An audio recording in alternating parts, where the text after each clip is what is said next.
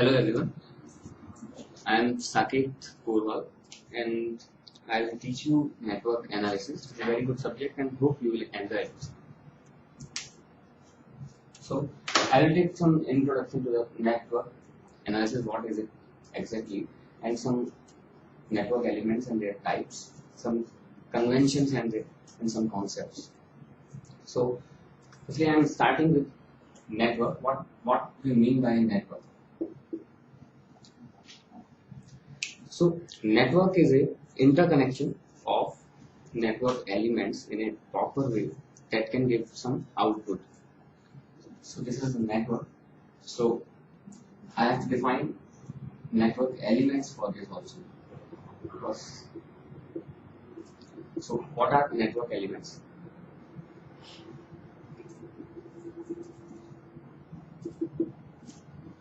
The elements which one can use in the network script.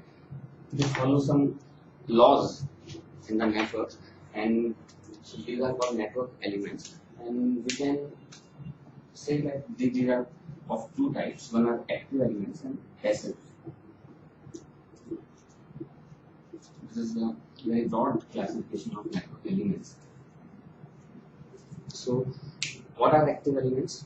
Active network elements are the elements that can give power or energy. It doesn't mean that it cannot absorb power. They absorb power. For example, your battery is simply an active element and it also charges, so it also absorbs power. Passive elements are simply the elements which consumes power, like resistors, inductors, capacitors, also diodes. Some books classify diode as an active element, some say that it is a passive element, and all semiconductor devices come into this category, active elements, and all sources also come into this category.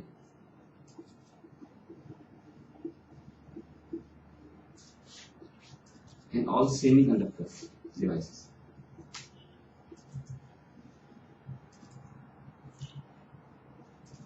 Because they are inbuilt a junction which is a battery, so that's why they come in this category, active elements. So now I am coming to the sources. So how many type of sources we have? Sources, we have independent sources as well as dependent sources.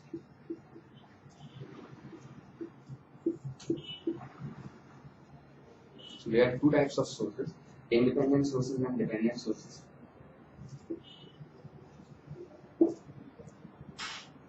As the name is telling, they are very obvious what we mean by independent sources. It is simply a battery. A battery is an independent source. Its voltage does not depend on any other voltage in a network if it is connected in a network. And dependent sources are the sources which depend on some other parameter, other current or voltage. So these are known as dependent sources. Generally, they may be a voltage source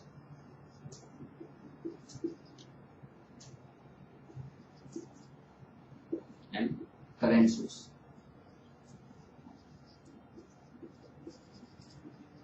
Simply dependent sources.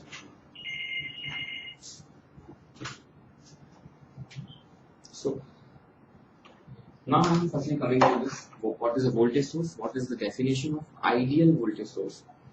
What are the characteristics of these ideal independent sources?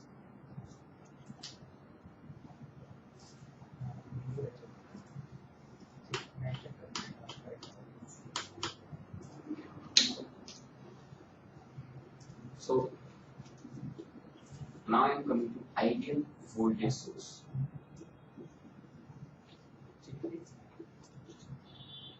So what is an ideal source? Suppose I have a voltage source. This is how one can represent an independent source by this simply. This is a voltage source and one can draw infinite amount of current from it. If one can draw infinite amount of current from this source, then it is very okay. This is very good source, and it is one of the most important characteristic of the ideal voltage source. So, if one can draw any amount of current from the source, then it will be ideal voltage source. Now, if suppose we have a current source also, and corollary is like corollary theorem. If I can make up some voltage across it, and if I can make up infinite amount of voltage across it, and then I will say this current is also ideal source. But obviously, in practice, all the sources are not ideal. Sources are practical, and one can model practical sources using these ideal sources. One can draw an equivalent circuit of these practical sources using ideal voltage sources. So suppose I am drawing so in practice, this source can give a finite amount of current for a finite amount of time. See, this is the concept. If I am drawing the current from this source and I cannot draw some finite amount of current, which is the rating, maximum rating of this voltage source, like I said, it can give I max. The maximum current it can give is I max. So what is the reason behind it, and how can we model this practical voltage source using this ideal voltage source? Simply, if I am drawing the current from this source, the voltage at the terminals always drops. If I am drawing a current and the current is increasing, then the voltage across the terminal is also dropping. If the voltage drops, then what does it mean? That there should be a series resistor across which some voltage is dropping.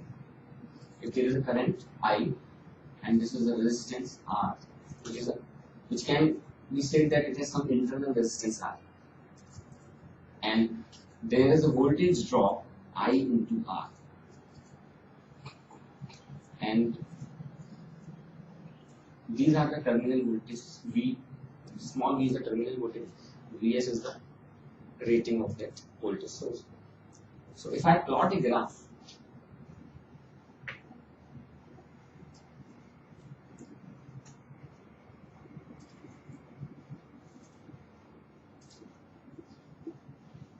this is current I. So V versus I, if I plot this, then voltage drops linearly. Here this voltage V is Vs minus I into R. But some voltage is dropping here. If this node has voltage Vs,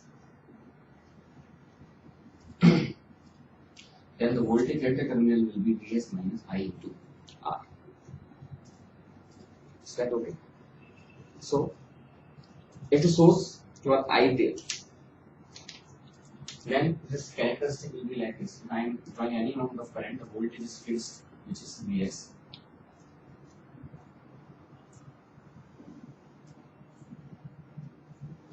But in practice, this voltage goes down as I increase the current I. So, here graph looks like this has some negative slope. So voltage drops as I increase the amount of current which I am drawing from this source. Simply, one can also explain this concept for current sources also. Okay. So we can also explain this concept for current source also, and there will be a source. This is the ideal voltage, ideal current source with some parallel resistance, which is also ideal. And this is the terminal current at the terminal I. And this is the voltage at the terminal V.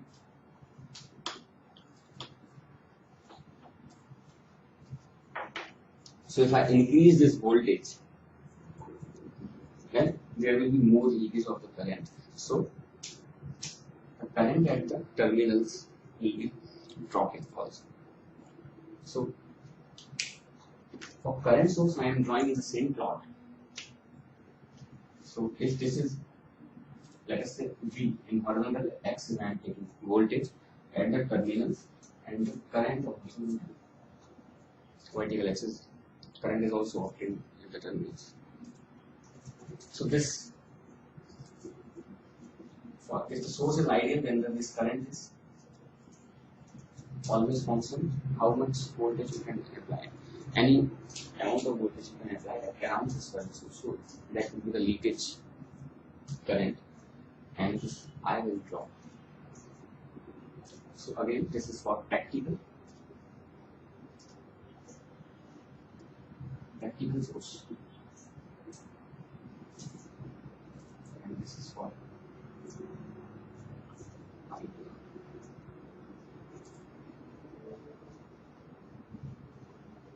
This is the ideal source, this graph constant line, and this is the practical source. So this is the one of the limitation of the practical sources. So again, now I am coming to some basic understanding of networks. So let us take some questions.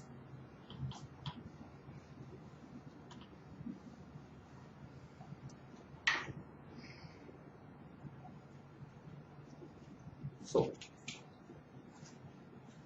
my first question is,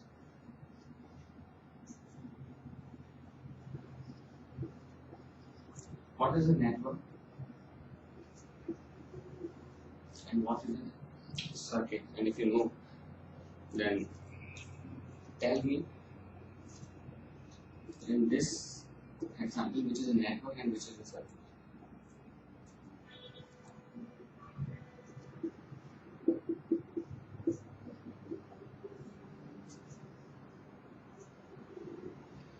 So these are the two circuits.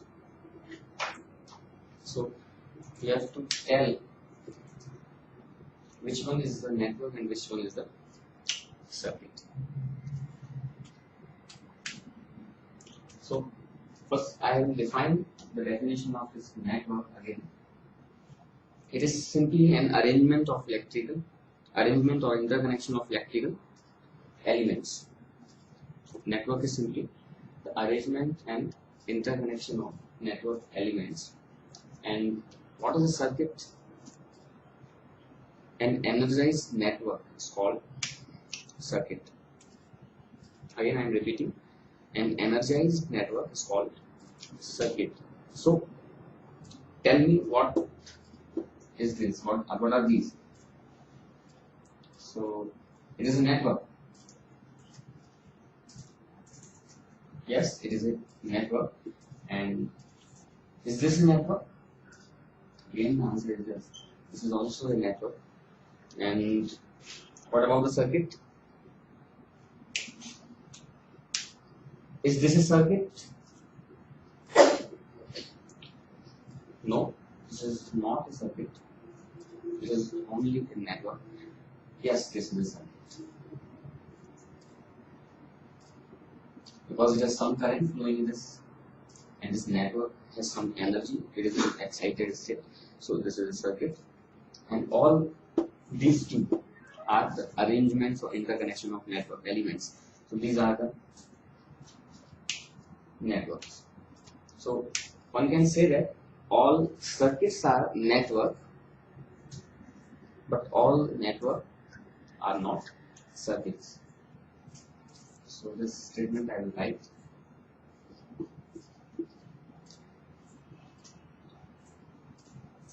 All circuits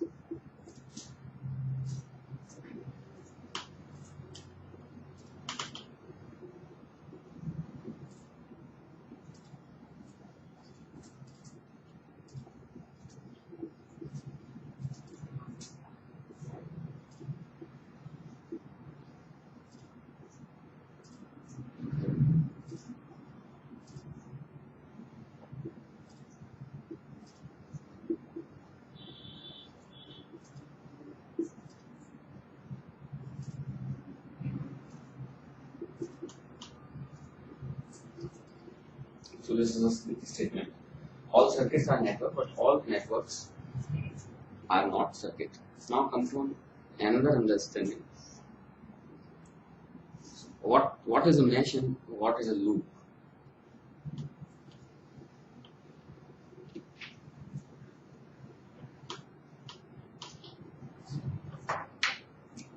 So now mesh versus loop. So what is a mesh and what is a loop?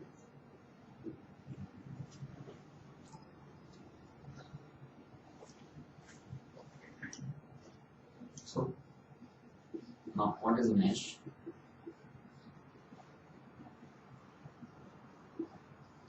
And loop.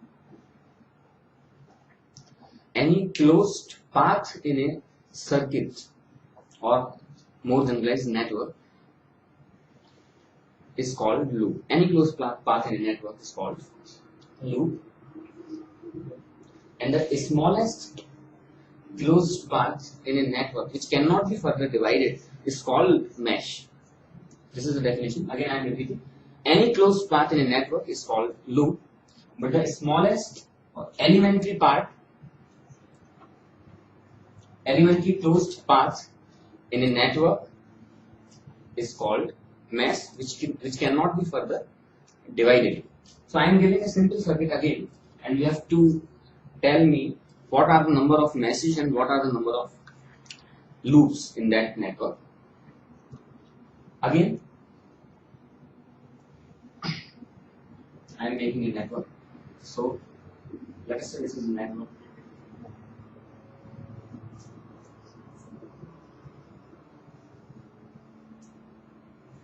So it's a very simple network, only 3 resistors, and this network is also known as simply T network. So I am marking all the points in this network, A, B, C.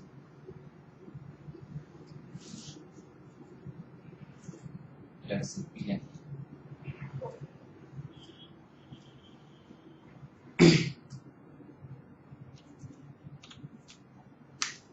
So, how many meshes and loops this network has?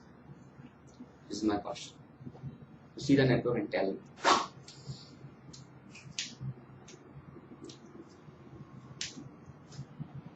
So now I am coming to the meshes. How many meshes? This network. Obviously, it has 2 meshes. So number of meshes is 2. So there are 2 meshes.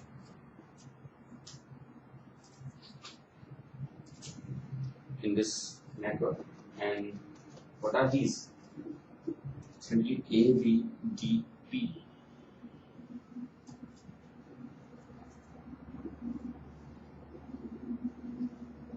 And B, C, Q, D. These are the 2 meshes. And what are the loops in the network? How many loops are there in this network?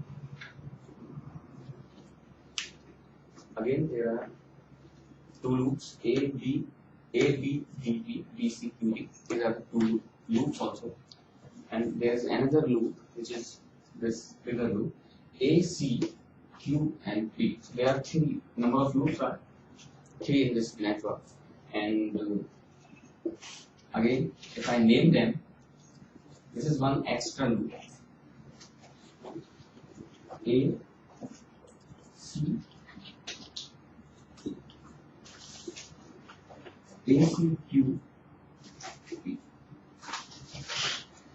So this loop is the one which is extra, and the remaining 2 are the meshes also. So those meshes are also loops. So again, we can make a general statement that all meshes are loops, but all loops are not meshes. So again, one can say that loop is a more generalized term than mesh. Is that okay? So one can say that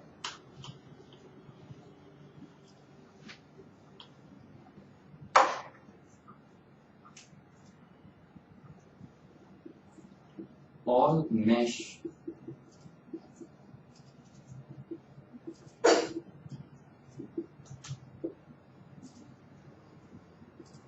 are loops,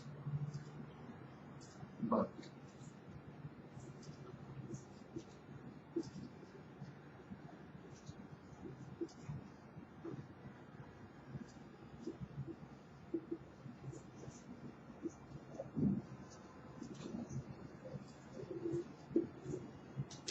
this is the first one. This is a statement.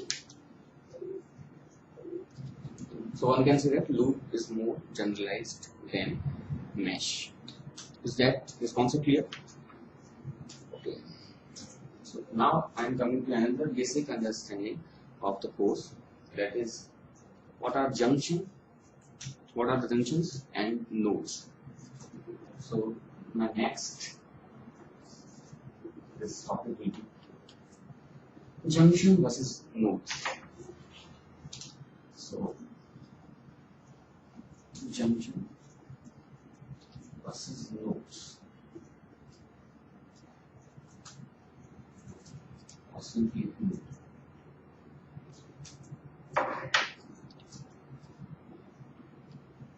Again, junction is very obvious. A point in a network where current divides or distributed is called junction.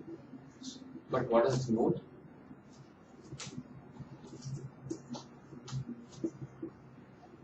Any point in a network which has some different potential than the previous one is called node. Again, I am repeating, any point in a network which has some different potential is called node. So this is the definition of node. And what is the definition of junction? Any point in a network where current distribute or divide is called junction. Again, I will make a network and you have to tell me how many junctions this network has, and also the nodes, and also what are these nodes. Again, very simple network.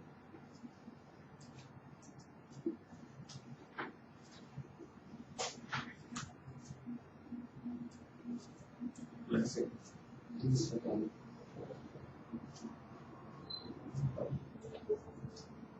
So again, I am marking the points, and you have to tell me how many number of nodes and junctions this network has. So this is A, B, C, and this is P, this is Q, and this is R.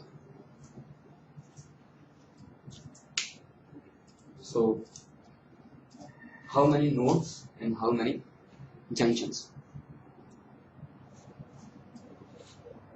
So again, where current can divide, I think at this terminal current cannot divide, but at this point current can divide. So this is a junction. So this is a junction.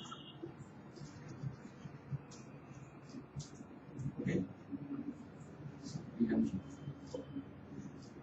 And again, current can divide here also. So this is also a junction. And how many nodes? Again, what was the definition? Any point in a network which has some different potential than the previous one is called node. Let us say this node has 0 potential. Let us start with data node. This is the reference node we will take in. So again, this, let us say this is of voltage Vs. This is voltage source of voltage Vs.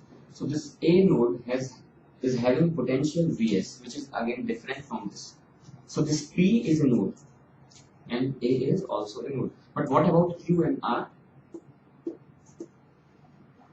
This whole is a single node. This whole is a single node, Why? Because this has same potential. All the potentials, all are simply connected by wire. This has same potential, which is 0 volt. And what about A? A is a node. This is a node. B is a node. Yes, B is a node. C is also a node. So we have 1, 2, 3, 4 nodes, but 2 junctions in this network. Is this concept clear? Yes. So this is the basic difference between node versus junction. And later on we will study if you know the nodal voltages or voltages of all the junctions in a network. If you know the voltages of all the junctions in a network or potential of all the junctions in a network, then you know everything about that network. And if you know all the current flowing in the meshes, which are called mesh current, I have not defined till what is a mesh current. If you know all the mesh current of a network, then again you know each and everything about that network. So there are famous two analysis techniques, that are mesh analysis and nodal analysis techniques. So that we will study. This is a very powerful tool in a network. If you know these two tools then you know each and everything in networks also. It is very easy subject. So now I am coming to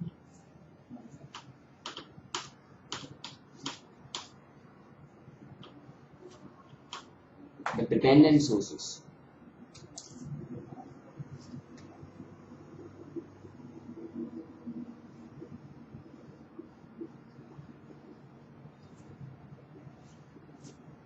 Again, a dependent source may be a voltage source, it may be a current source. Again, it can depend on a voltage or on a current also. So a dependent source may be a voltage source as well as current source there. So if I take the classification of these, so it may depend on voltage, it may depend on current.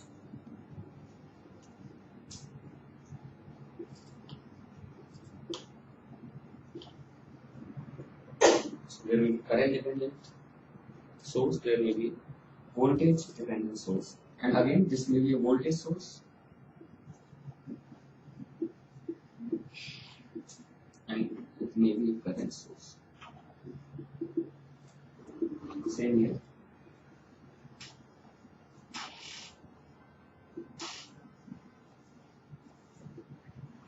Will be current source also.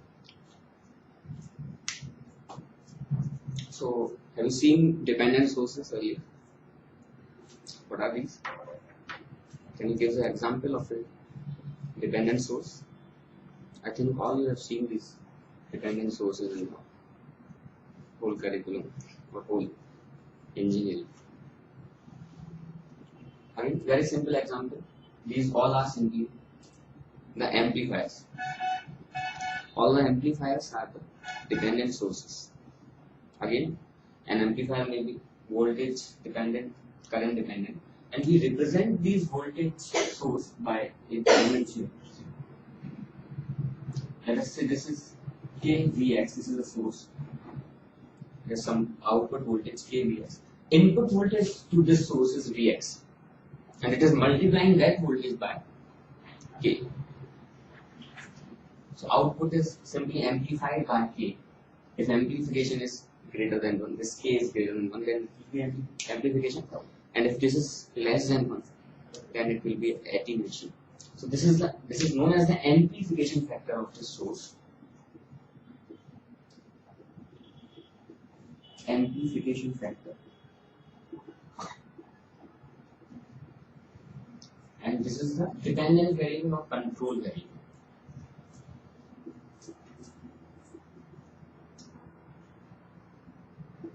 Again, it should have 4 terminals, one for input voltage and another for another 2 terminals for another plate for output voltage. So in network analysis. For the sake of simplicity, we always draw this as a two-terminal device by knowing that it is a four-terminal device. So every dependent source will have a control variable and an amplification or attenuation factor. If this k is less than 1, it may be attenuation factor. Okay, so these are simply the dependent sources. Also, they consume power. Again, they are all semiconductor devices. They are made up of semiconductor devices like op-amps, transistor, and so on. So we come into the category of active network elements. Is that okay? So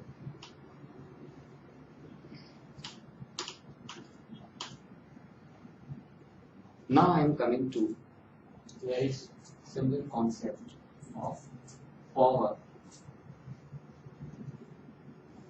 absorbed or supplied by a source.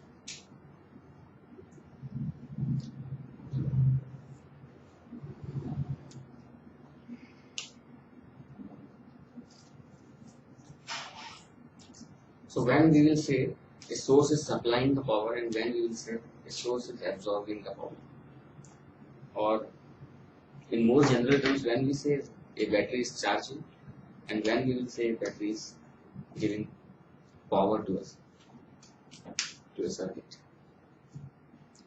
So if I have a voltage source or if I have a battery simply, and if the current is flowing in this direction to the battery,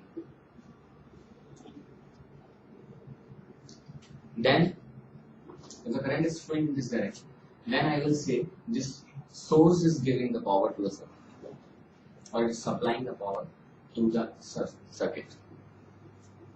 This source may be voltage independent source as well as dependent source.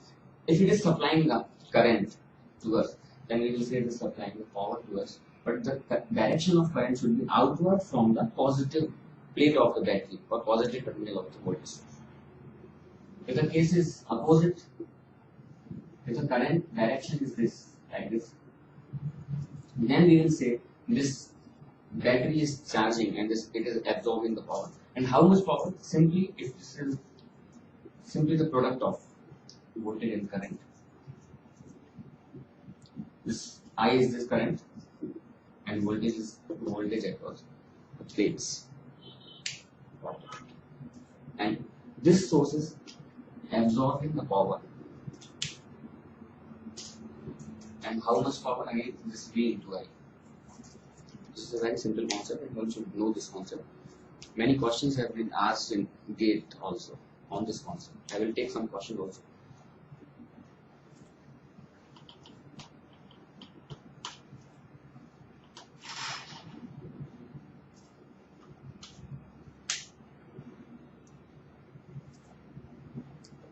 So again, if I say for this current source, if the polarity of the voltage across the current source is like this, positive terminal is above and negative is below, then I will say it is supplying the power. And again, how much power is the product of these two, V into I. And if the case is opposite and this absorbing the power, the polarity is like this, minus plus, this is the voltage across this. Then it is absorbing the power. And how much power? Again, same product of current and voltage.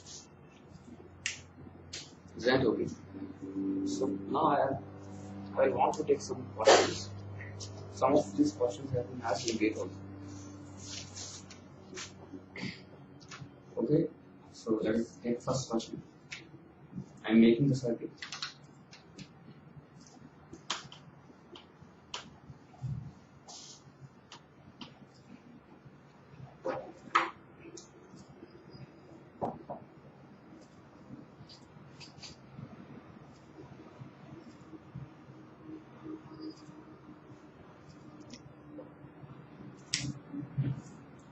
Okay, I want to take some conventions in networks first. conventions in network analysis.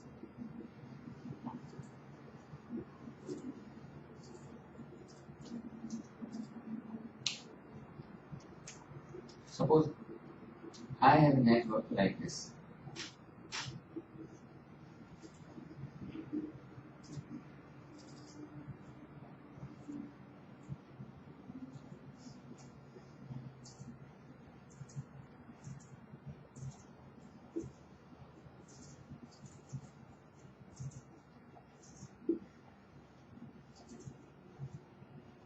So,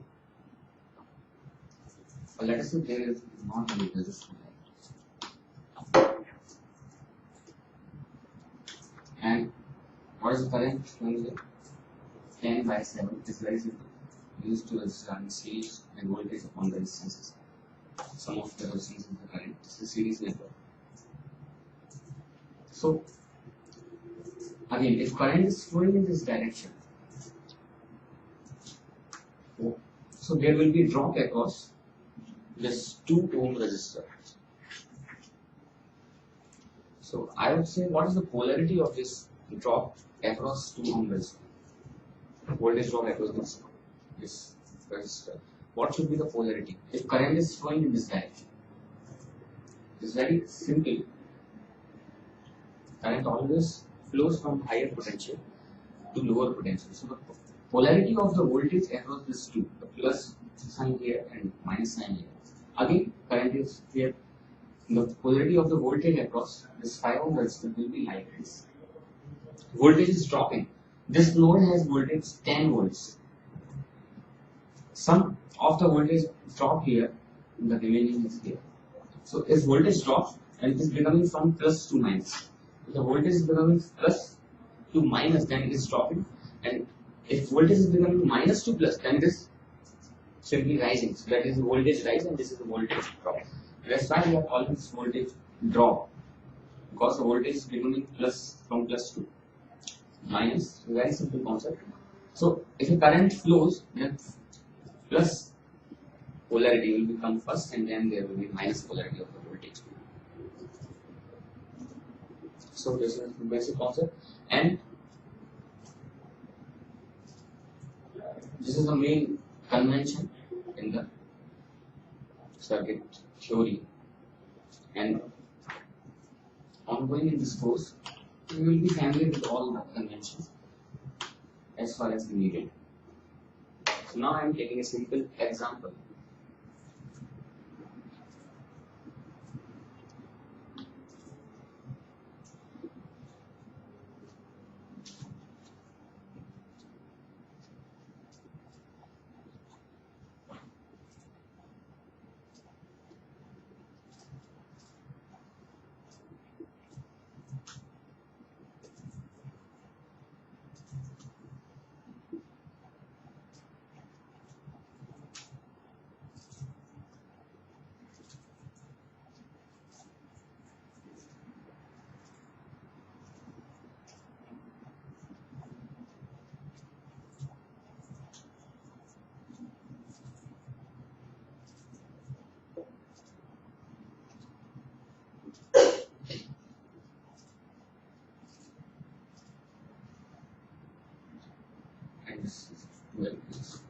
This is some simple interconnection of ideal voltage sources.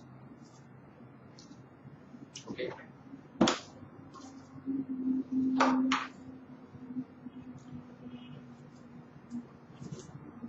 My question is,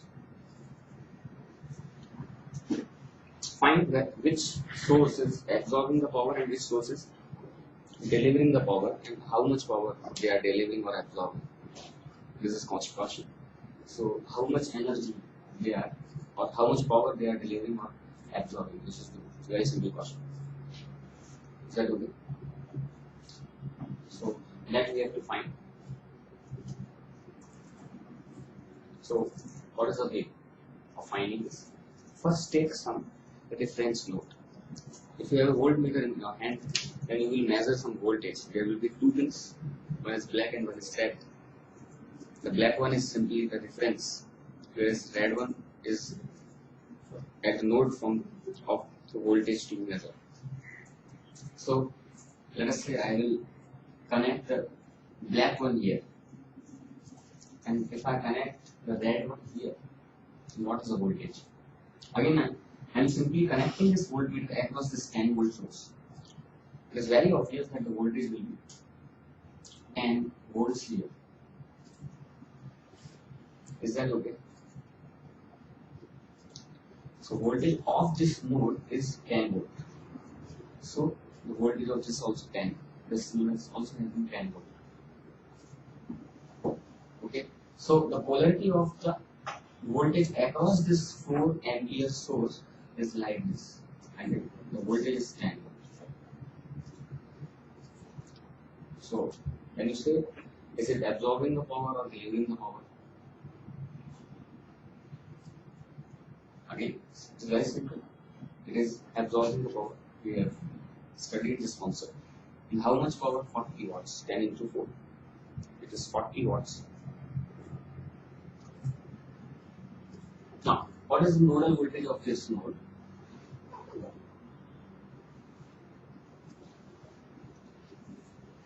This node has 10 volt, and if I travel here, then there is a transition from plus to minus, so the voltage is dropping. And how much volt has dropped here?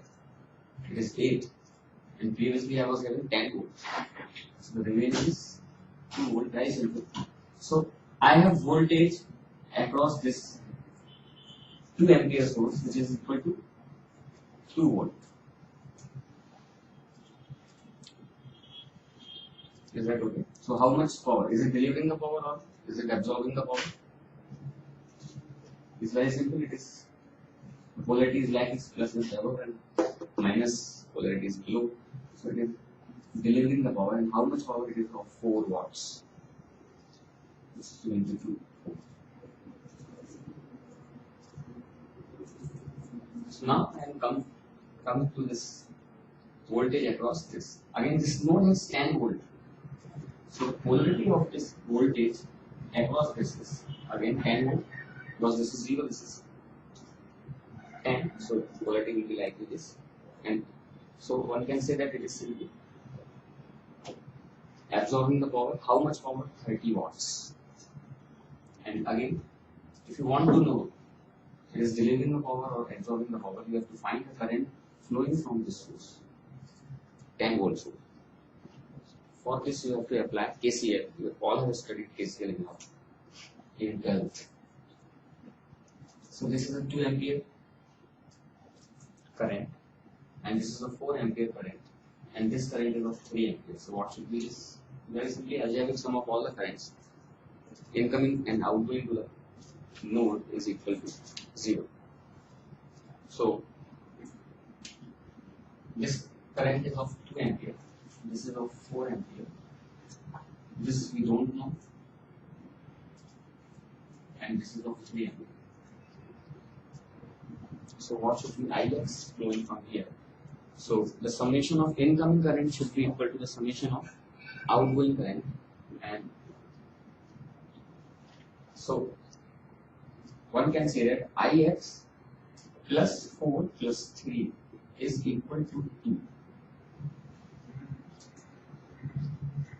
Okay, so this is 7, 2 minus 7 is, so Ix is minus 5, or one can say that here is a current which is of 5 ampere in this direction, opposite to Ix, because Ix is negative. So this voltage source is delivering the power. How much power again? 50 watts. So this is absorbing the power. If a source is absorbing the power, I will count as negative power. Okay, and if a source is delivering the power, it will be taken as positive. So how much power it is delivering? Plus 4 watts, and this one is what about this 8 volt source? Again, it is delivering the power. The current direction is like this. It is outgoing to the positive terminal, so it has 16 watts.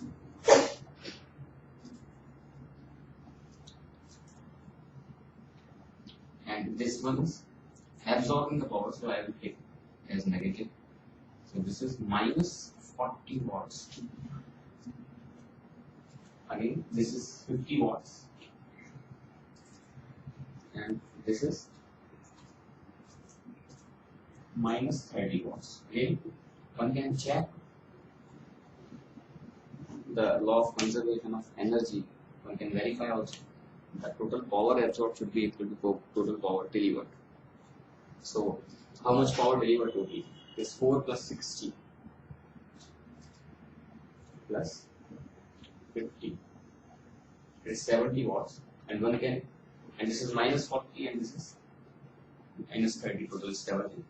So it is following the law of conservation of energy, which is always true. So this question is clear. On that question also, we have question asked in the gate. Now I am taking a question which has asked in gate paper 2009. It has been asked in 2009. So let us take this question. It's very simple.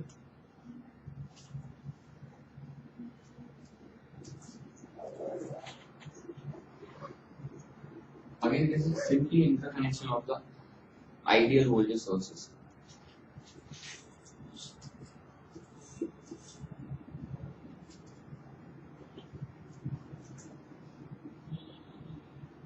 This is of 60 volts. This is unknown I amperes current source. This is 20 volt, and this is of 12 ampere. And it is known that this 60 volt current is delivering the power. It is given in the question. It is known that 60 volt source is, it is absorbing the power. This source is absorbing the power.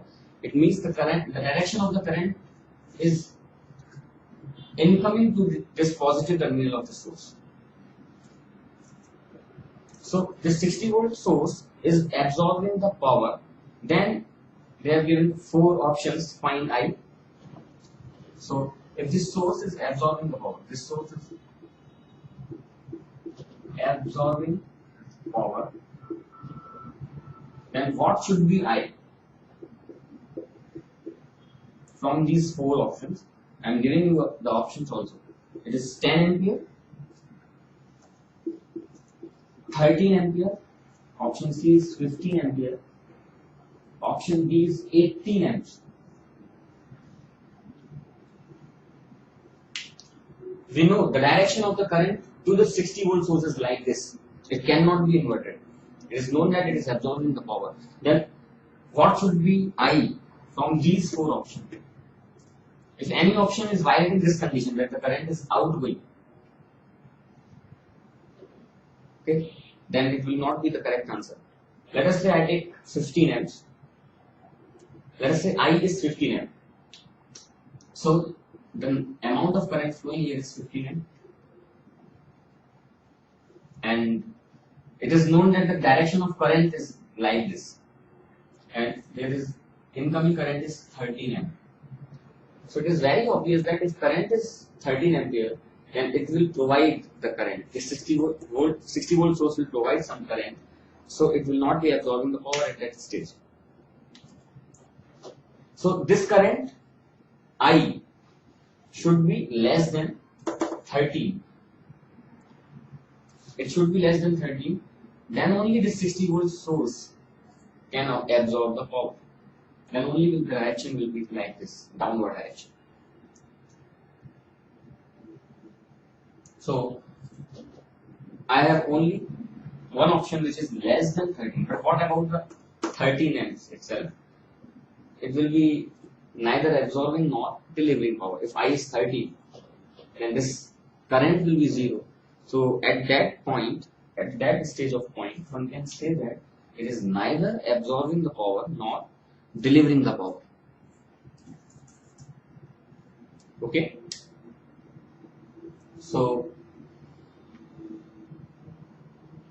this question is clear. This question is asked in GATE 2009 also. It's very simple one. So now I am taking another question which is of GATE 2009 again.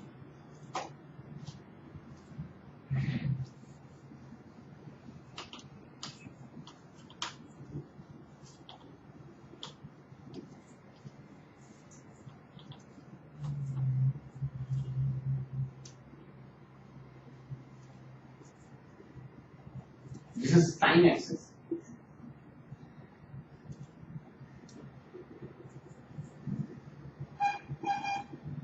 This is instant of 10 minutes.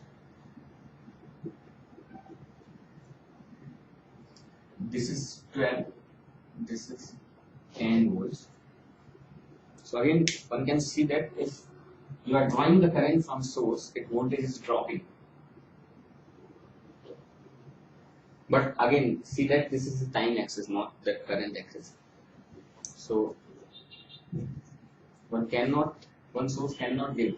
A source cannot give a current for infinite amount of time. Okay, so this is the voltage waveform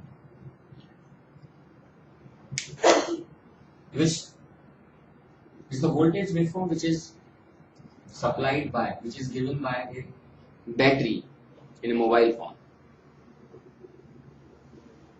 Okay, and it is given that this battery is giving same amount of current, constant current, IT of 2 ampere for this 10 minutes. It is giving 2 ampere of current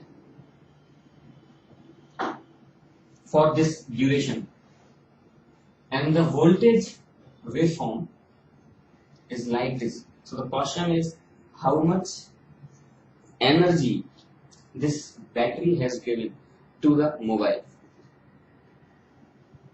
Okay, so how much energy this voltage source battery has given to the mobile circuit. So again, it is very simple. You can find the instantaneous power. What is instantaneous power? Power is also changing according to the time. So at any instant, there will be different types of. For every instant, there will be different value of the power.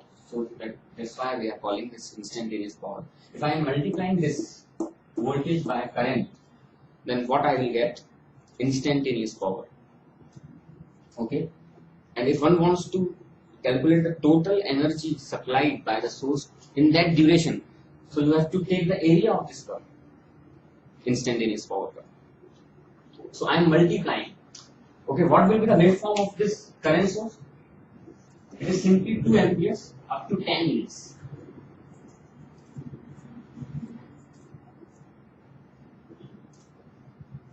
This is current. So if I want to multiply this curve by this curve, so I will get instantaneous power. Okay, so multiply this by 2 amperes, what you will get? Again, you are multiplying by a constant, so the shape of the graph will not change. Only some slope will be changing, but this shape, this is decaying, it will remain as it is. So if I am multiplying by 2, if I multiply this by 2, then what I get? 24. Well, the voltage here was 12. 12 into 2 is 24, and this is 10. This was 10, so after multiplying by 2, it will be 20. So this will be the curve for instantaneous power. Okay. If I want to find the total energy supplied, again, what is the definition of power? The energy supplied per second is called power. 1 watt is 1 joule per second. Always remember this fundamental. These are the basics.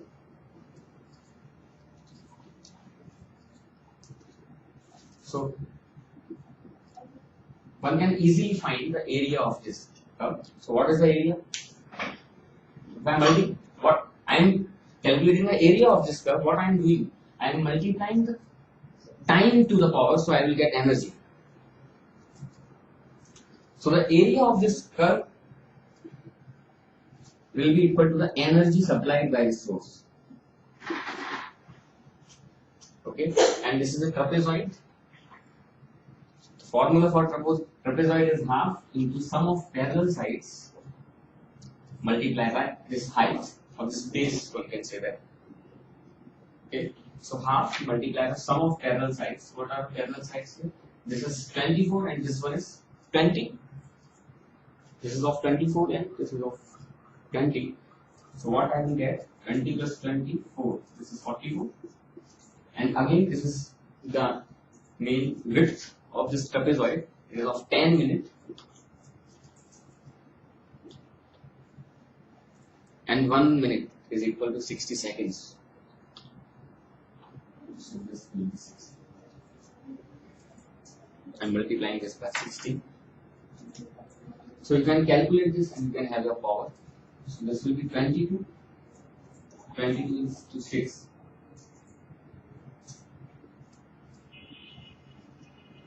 This much joules you have, or 30.2 kilojoule.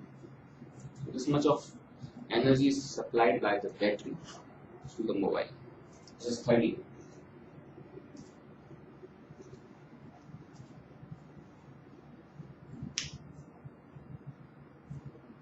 Is this question clear?